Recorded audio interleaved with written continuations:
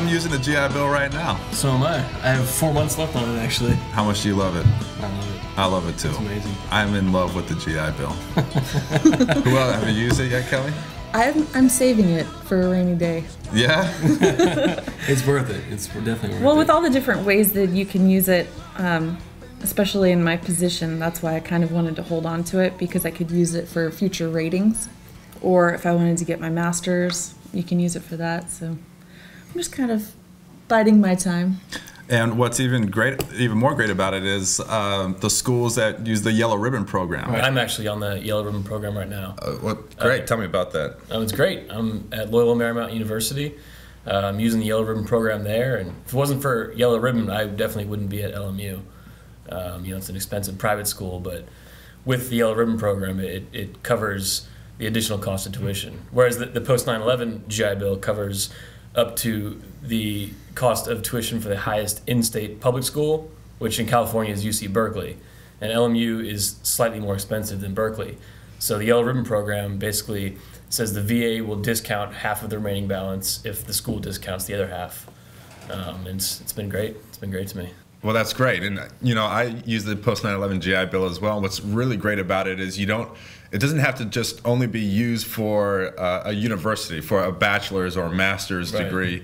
It can also be used for certifications and other programs out there. For example, I'm going to UCLA Extension, and they have these one-year certificate programs in all kinds of fields. And so I'm in the entertainment studies field, and it works out fantastic. I didn't think that it would cover it, but it does. And it turns out the post 9/11 GI Bill just covers a wide variety of programs that I didn't even know it did, and so it's really important that vets do their research. Right. You know, and it's expanding too. The places that accept the GI Bill and are using it, you know, but vocational schools and all different kinds of stuff like that. Well, we can talk all day about the GI Bill, but we got to welcome everyone to the show. This is the Veterans Nation, brought to you by the Veterans Network, and you can go to veteransnetwork.net to catch us. We're going to be here. We're live. We're brand new, and we're going to be bringing veterans issues to you all the time, talking about it, but not just vets issues. We're going to be talking about everything from a vet's perspective. So my name is Mike Dowling. I was a U.S. Marine, Operation Iraqi Freedom veteran. I'm Trevor Scott. I was in the 101st Airborne for 5 years, first the 506 Infantry. I'm Kelly Smith. I'm still currently a member of the California Air National Guard, flying Hercs. C-130J models. Oh, yeah. Nice. OEF, OIF, still continuing. So we're today's generation, and then we have our older generation of veteran. Hello, I'm the co-producer of this thing, Rick Seaman, Vietnam 11 Bravo, 1968, 69. What'd you say, how old? Said who? Oh, I think you said how old. It's obvious how old I am, right? And welcome, guys. Thank you. We're here. Thank you. And to complete the team, we got our gentleman in the back. Cannot forget. Sir, actually, he's in the front and center over there. Hello. Thanks for having me. My name is Brian Scott Smith. I'm a Gulf War veteran of 20 years in the Army. And, I'm glad to be here. My last duty station was at 3rd Special Forces Group, where I served as a quartermaster officer. Nice, nice. You look good in those headphones, man. Thank you. Yeah, I like the hat. I like that. Yeah. He's got the style. He's the style member of the team. Well, we like to kick off every show by dedicating it to a unit. And Kelly, why don't you do us the honors of who we're dedicating this show to? This one will be dedicated to the Screaming Eagles, 101st. Hooah. One of the most gloried units in the history of the military. Very dear to my heart, personally. Why is that? I have two sisters that were former 101st. Both of them were helicopter pilots, so they both served 8 years. What did they fly?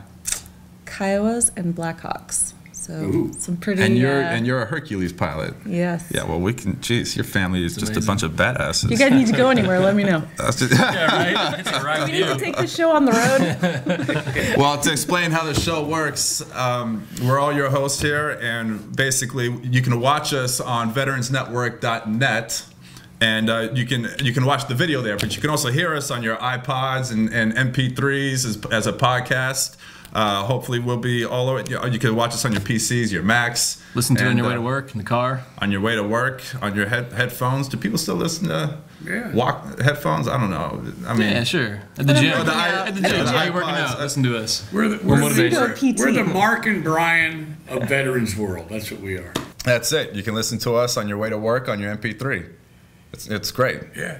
Say, Mike, why don't you, since this is a pretty new show here, why don't you tell us where you've been militarily? Where I've been? Yeah. Oh, geez. Let me think about it. No, I was actually in boot camp when 9/11 happened. I went to boot camp, Marine Corps boot camp in August 2001. Exactly 1 month later, 9/11 happened. We actually thought they were joking with us when they told us, but boot camp in the Marine Corps on the West Coast is in San Diego, and it's right next to the airport. And we're constantly having planes land and take off right next to us. And we realized our drill instructors were telling us the truth because no more planes were taking off for landing, and because the airport was shut down. So then all of a sudden it's like, what did I just walk into? You know, I'm about to be in war the next few years. So went on to become a military police K-9 handler, which was, to me, the best job I could have asked for. I deployed to Iraq in 2004, a military police dog handler, and was attached to 2-2. Got out in 2005, was in the IRR for 3 years, actually mobilized back into the Marine Corps to work with the Wounded Warriors for a couple years in San Diego, and that was actually my biggest honor. I was so happy to work with the wounded guys recovering. So that's where I've been, and now I'm here in Southern California and enjoying myself. I was a freshman in college when 9/11 happened. I was watching on the news. I still couldn't. So is that what inspired you to serve? Partially. I think that was part of a spark that kind of pushed me. That it was always in the back of my mind, but then kind of things got real, and I was like, well, you know. Well, tell us when did you go in? I joined in 2004 actually. After mulling it over for a while, I kind of was in college, not really knowing what I wanted to do, and then I just kind of felt like my generation is involved in 2 wars right now. I can't just sit here and watch CNN and get only 10% of what's happening. I just kind of had to, people told me, oh, you're stupid, you're dropping out of college to join the military. And I was like, well, I mean, I can't just leave it to, people who don't go to college and sure. to finish these wars. So not that I necessarily supported either war or that I was like gung-ho about going to fight, but I just, I wanted to go do my part to help end it. So. And how many tours did you do? I did 2. I did 2 years. 1 year in Iraq, 1 year in Afghanistan. With what infantry, units? With the 101st, both 1st to 506. That's amazing. There you go. Ramadi, Iraq, and Wardak, Afghanistan. What years were you out there? I was in Ramadi 05 and 06, and then Afghanistan 08 and 09. We'll be right back. We're going to take a quick break. I pledge allegiance to the flag of the United States of America and to the republic for which it stands, one nation, under God, indivisible, with liberty and justice for all. Enjoy your freedom. Support combat wounded veterans. Presented by the Military Order of the Purple Heart. For more information, visit www.purpleheart.org. Okay, we're back, and on the line we have 2 gentlemen from the National Veterans Foundation, Mr. Freddie Cordova and Mr. Rich Rudnick, and they run the Veterans Hotline Service. Guys, are you there? Yes, sir. This is Freddie Cordova with the National Veterans Foundation. Hey, guys. Rich Rudnick with Freddie here. Good to go. Guys, what are the most frequent type of calls you receive from vets? I want to say thanks for the opportunity to getting us out here. It's important that we try to get our hotline and our name out there. We deal a lot with returning Iraq and Afghanistan, mainly Afghanistan, troops coming back from the war, just not being able to readjust and not sure what to do, what's next. I mean, you get out of the military, you've done your time overseas, and then you don't know what to do next. A good number of our calls, probably close to half, are starting out as financial. These guys get out of the service, and they've been in the service since they've been 18 or 19. They've not really understood how to hold a civilian job, and they're not used to the civilian work style. I mean, it is a lot different than being in the service. So does that kind of manifest into things like, okay, now my rent's due, I can't make a car payment? Yeah, I mean, actually, most of our calls start that way. And then, because the guys might is having issues with anger, or he's having issues with relating to civilians, and that's interfering with his job hunt. That's one thing that can interfere with a job hunt.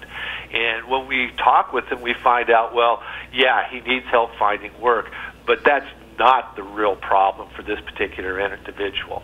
You know, if a person is just looking for work, that's actually the first step is really easy, because the Department of Labor and the Department of Defense have teamed up for years with veteran employment representatives that assist veterans with making this transition, with creating new resumes, with learning how to talk to civilians, how to basically explain the fact that they worked on this type of machinery actually is transferable skill to this other machinery, that they led squads, which gives them some skills with leadership and team building. So a lot of times, if it's just employment, we can work.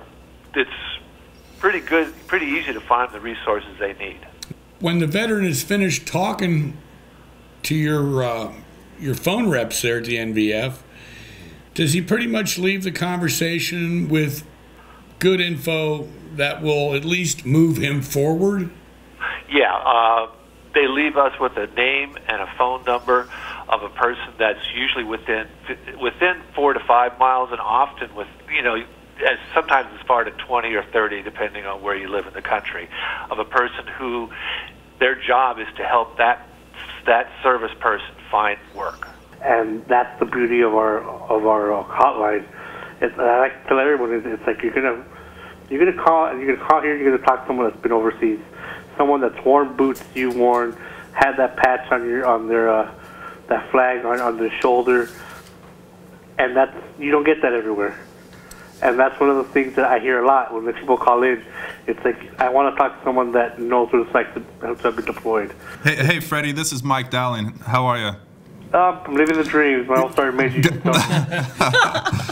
If a veteran wanted to get in touch with you, what is that hotline number? What number can they call? It's very simple. It's 1-888-777-4443. Once again, that's 1-888-777-4443. That's really great work you guys are doing. About how many vets would you guys say that you treat a month or help out in any way? I'm not quite sure. Not great with numbers. Got hit by a bomb once. Well, Freddie, quit bragging. It's at least one, yeah. And if you're helping at least one, then that's really all that matters. You know, oh, yeah, it's all worth it. Already today, just from 6 in the morning Pacific Standard Time, 1, 2, 3, 4, 5, 6, 7. I've taken 7 calls. Just today. Just today. Oh wow. So you guys are busy. You guys are doing good things. I think that's really. This is Trevor Scott, by the way, another host of Veterans Nation. I think that's great that you're all veterans there, because I think that's really important for returning veterans to be able to identify with people who are helping them, who have been through the same things they have been through. You know, because I've known so many veterans who come back and they don't want to see counselors, they don't want to talk to people because they say, oh, they don't know what it's like, they haven't been there. So I think that's really great that you guys are, you know, veterans helping veterans. So that number again is 888-777-4443. Yes, sir. All right. Rich Rudnick, Freddie Cordova, thank you so much for being guests on our show, and thanks for what you're doing for vets. Thanks for having us. It was a pleasure.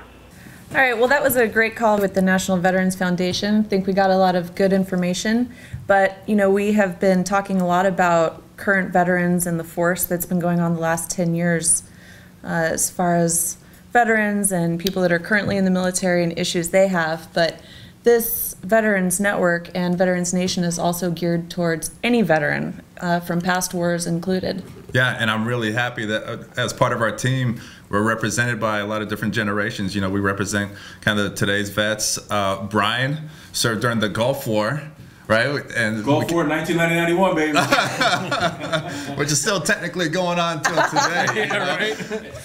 And then, of course, we have Rick from the Vietnam era. We really appreciate that. And as a veteran today, I think it's really important to acknowledge all of our veterans of the years past, because they've really stepped up and welcomed us home in a really big way. We really, really appreciate that, Rick, and for everything your generation has done for us.